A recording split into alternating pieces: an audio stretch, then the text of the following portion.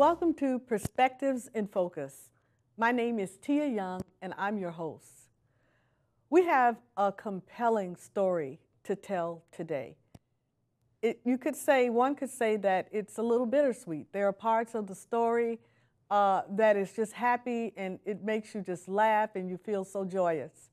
And then there are other parts of this story that is just mind riveting. Our guest today is here to share a chilling story that no family should have to endure. Yet this family has endured the pain and heartache of losing a loved one over 25 years ago because of a medical error that was done in a major hospital. I ask you to join me in welcoming Mr. Michael Hamilton. Still that way today for a lot of people. He's so young. But even then, the cancer he had was testicular cancer, and the outlook was very bright that it was treatable, it was curable, and so he started his treatments. The recommendation was that he go to a specialty hospital to receive the very best care that he could, and he started out going through the treatments. My parents and his girlfriend went with him, and he tolerated those treatments very well. He worked, he came back afterwards, and usually with the drug he was getting, there was like a 2-week delay before the effects really were to pick up and make him sick, the sickest he was going to be. And he tolerated them very well. He worked through the period. He had a job that allowed him to take off for treatments and come back and work. And that went well. After the third treatment, he split those treatments out over a month period of time. So he went 3 months through 3 treatments. After the third treatment, they insisted that he was cured. There was no sign of the cancer. Cancer was gone. And there was still a 4th treatment that was needed as a precautionary method. And he thought, if I'm cured, why do I need it? My parents asked the same questions, but Exactly. They relented and they went back for this 4th treatment. And unfortunately, the drug that he was administered the prescription for that was filled incorrectly, and he ended up getting 15 times the amount of this cisplatin of what he should have received. 15 times the amount? 15 times the amount. So it's like putting pure poison almost into, Well, the maybe drug for was, lack of a better word, yeah, I'm thinking yeah. it's like I mean, poison. the drug, the cancer treatment, as we all know, is poison to start with. You're trying to kill those cells. Cancer cells, Right. and 15 times the poison that they're ordinarily administering to you is a death sentence. Well, and that's what happened, and we thought, okay, he's going to be through his 4th treatment. We were all at home. My parents again went with him and his girlfriend. We were at home and thought we're going to hear good news. Just a week or 2 before that, Scott and I had actually gone to an uncle's funeral, and he was feeling very optimistic, and the outlook was very good. He was ready to get on with life, and he had a very bright future ahead of him. But then he started getting sick right away, very sick, and he said, "There's something wrong. Please pull this needle out. Something's not right. I can't feel my body." And they convinced him and my parents that he needed to continue on, which he did for the week-long period. In fact, And these are the doctors, these are the health professionals. Was he in a particular program or some type of he had volunteered to be. program? There was some kind of new drug or procedure that he had volunteered to be a part of that they could use to study the results, and that was part of the relenting of going through it and continuing through it, was that they convinced him that, well, you're in this study, we really need to have you do this, and you're just wanting to get through the treatment and be done with it. So he did. He took it for the 5 days, as was prescribed, all the while telling him that there was something wrong, you need to stop, and nobody was listening. Not one person, not one doctor, not one nurse, anyone was willing to at least research out what he was saying? Unfortunately not. At that point, everybody thought everybody else had verified the dosage and everything that was going on was correct, had been what he had been through before, and the mistake was not caught until after he was actually dismissed from the hospital and then readmitted with Well, all Michael, kinds of when complications. your parents or when Scott would tell them this, I mean, what would they say? Would they just arrogantly ignore you, or I think there was, I wasn't there at the time. Right. From what I understand, there was some arrogance, there was some, hubris Yeah. with the whole thing. Mhm. There was some that said, you're just imagining some of this, and, Yeah. and you want to get over with the treatment, and you need to continue on and finish this last round of the chemo. Mm. And ultimately, that's how he died. He was overdosed, and he was telling them something was wrong. He knew. Unfortunately, the people that were his caregivers did not listen. Did not listen in this case to the patient. So after he passed, what did they say? Was it a blame game? Did they start blaming people, or what? Did they admit? Once he when he got readmitted to the hospital, we were unaware of any of this. In fact, at that point, my parents were unaware of what the cause was. So when we got to the hospital, we expected this to be a minor thing, a minor setback, that he was going to be okay. We weren't sure why we were being called to the hospital. When we got there, you could tell there was something wrong, because first they couldn't tell us where he was. And so we started getting worried right away, and then we finally found where his room was, and we walked in, my sister and my wife at the time and myself, and he was screaming. He was just screaming, saying, put me to sleep. I'm in such terrible pain, just put me to sleep. And he was yelling because he had consequently lost his hearing from the drug, and was just in horrific pain.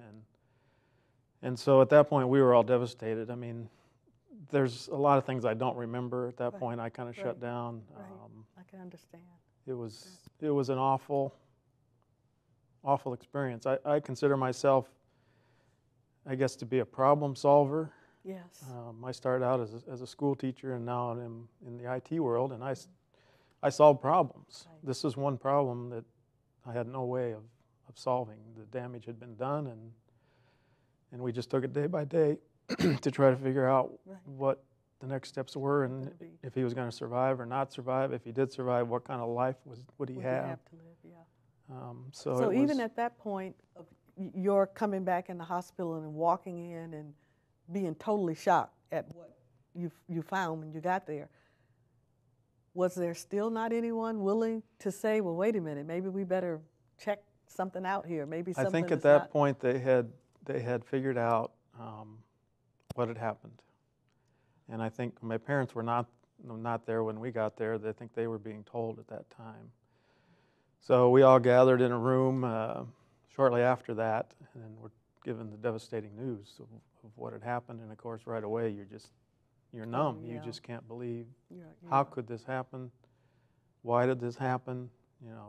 Is there a way to fix this? Probably not. And they were at a loss. What do we do next?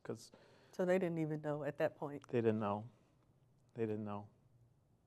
So when they did discover what had happened, what did they tell you? Did they come out and did they try to cover the truth up? No, they did. They came out and they told us that there had been a prescription error. Was it on the part of the doctor or on the pharmacists or nurses? I'm not totally clear. Right. Unfortunately, the order was probably done by hand, and we all know what doctors' scribbling looks like. That's right. So did the doctor write it correctly and the pharmacist misread it? Did the pharmacist read it correctly and just not give the proper compound mixture?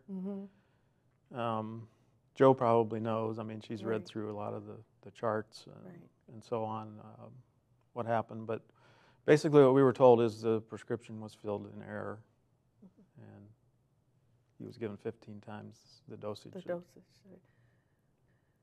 Michael, how hard, and I know it was devastating on your parents, what did this do to them at that time, and compare that to now, how they have weathered 25 years of going through this? I mean, I recently lost my brother several months ago, And I really think this is the hardest thing that my mom has had to deal with. I mean, it's been hard on all of us, but for her, watching her go through this has been devastating. And while she's getting better, she's not there, but our situation is nowhere like the situation that you've gone through. Right. Tell me a little bit about your parents. It was, I think at that point they had probably been married about 20, maybe almost 30 years. It was devastating. They, my mom is very religious. I think she probably dealt with it a bit better than my father did.